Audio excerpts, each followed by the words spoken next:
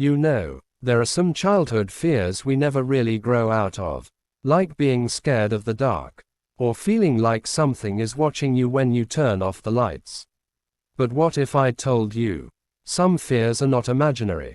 This happened to my cousin, Arjun. He was just 10 years old when his family moved into an old house on the outskirts of town. The house was big, quiet, and strangely cheap. His parents thought they were lucky. But from the first night, Arjun refused to sleep alone. He told his mother, "There's someone under my bed." Now of course, his parents laughed. Every child says that at some point. His father even checked under the bed with a flashlight. Nothing. See, no monsters, he said. But that night, around 2 a.m., Arjun woke up. He didn't know why. His room felt different, too quiet. Even the fan sound felt distant. Then he heard it, a soft scratching sound, from under his bed. Not loud, not aggressive, just slow, deliberate, scratching. He froze. Maybe it was a rat. Maybe wood expanding. He slowly leaned over the edge of the bed. And that's when he saw it. 2 pale fingers, curled around the side of the mattress. Perfectly still. His heart stopped. He blinked. The fingers were gone. The next morning, he told his parents again. This time, they were annoyed.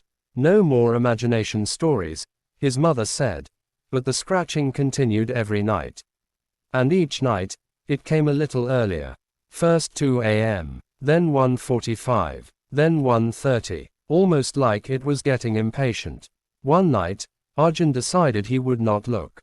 No matter what happened. He closed his eyes tightly when the scratching began.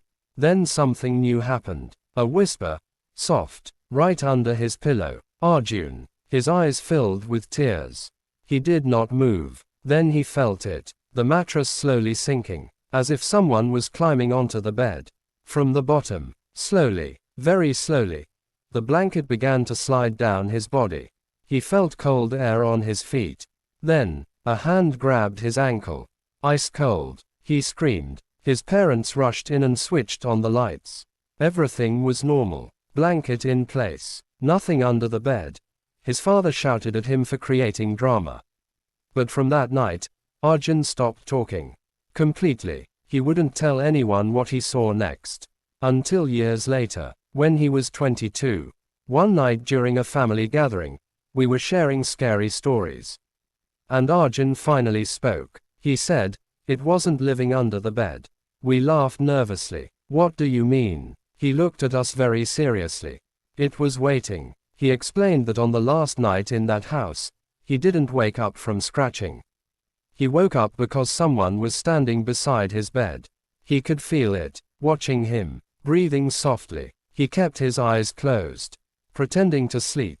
Then he heard something that made his blood freeze. From under the bed, he heard his own voice whisper, "Don't open your eyes." Something was on the bed, and something was still under it. He said he felt 2 different presences. One beside him, one below him, and then the one beside him slowly bent down, close to his face, and whispered, "If you look at me, I can stay." He said he didn't open his eyes.